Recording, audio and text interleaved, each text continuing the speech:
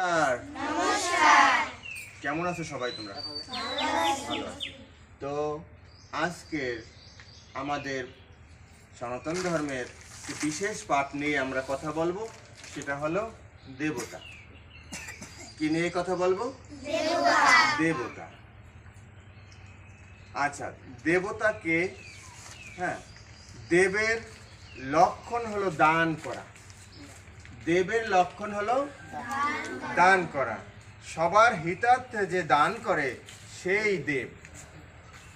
সবার হিতার্থে যে দান করে, যেমন সূর্যদেব আমাদের আলো দেয়, হ্যাঁ, সেই সূর্যের আলোতে সমস্ত গাছপালা পশু পাখি আমরা সবাই বেঁচে আছি নাকি?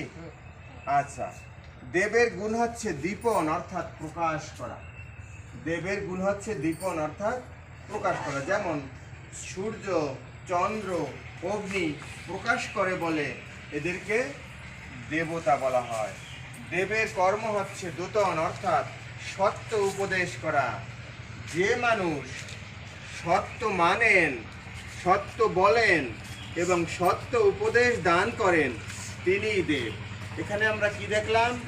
যে মানুষ সত্য মানেন, সত্য বলেন, সত্য উপদেশ দেন এবং যে সত্যকে নিজের হৃদয়ে ধারণ করেন, সেই হলো দেবতা। তো আমরা কি বুঝতে পারছি দেবতা কি? এটা মনে রাখবে। আচ্ছা, আমাদের এই দেবতা হলো ৩৩ কোটি, অর্থাৎ ৩৩ প্রকারের দেবতা আছে। এখানে কোটি শব্দের অর্থ প্রকার, নাকি সংখ্যাবাচক নয়। ৩৩ প্রকারের দেবতা কি কি?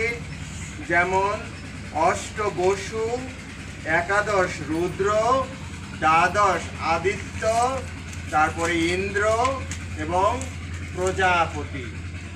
এই ৩৩ প্রকারের দেবতা আছেন। অষ্ট বসু হলো কে কে? অগ্নি, পৃথিবী, বায়ু, অন্তরিক্ষ, আদিত্য, তুল্য, চন্দ্র, নক্ষত্রপুঞ্জ, এই হলো অষ্ট বসু। এবার আসি একাদশ রুদ্র কি?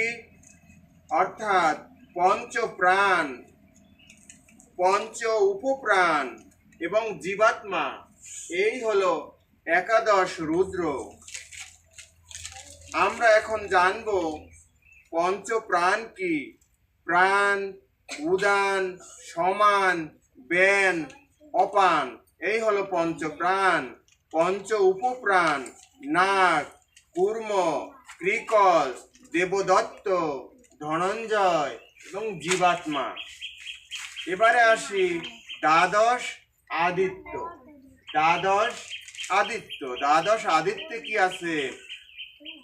চৈত্র, বৈশাখ, জ্যৈষ্ঠ, আষাঢ়, শ্রাবণ, ভাদ্রপদ, আশ্বিন, কার্তিক, মার্গশীর্ষ, পৌষ, মাঘ এবং ফাল্গুন। এই 12 এই মাসের এই নামগুলো কিন্তু নক্ষত্রের নাম অনুযায়ী রাখা হয়েছে।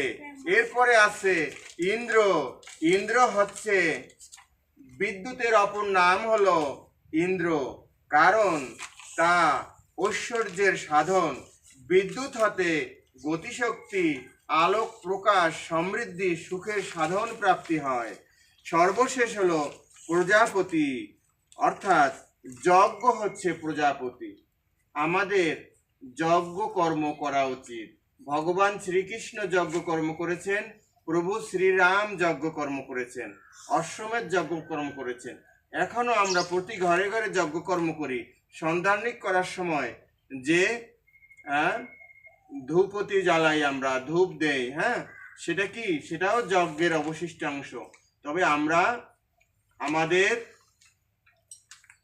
শ্রেষ্ঠ ঐশ্বর্যশালী ব্যক্তি যে দুইজন আছেন, ভগবান শ্রীকৃষ্ণ, ভগবান শ্রীরাম, এদের দেখানো পথে চলব এবং আমরা যজ্ঞ করব, যজ্ঞ কর্ম আমরা করব। তো আজকের আমরা আলোচনা করলাম দেবতা সম্পর্কে। তো সবাইকে নমস্কার।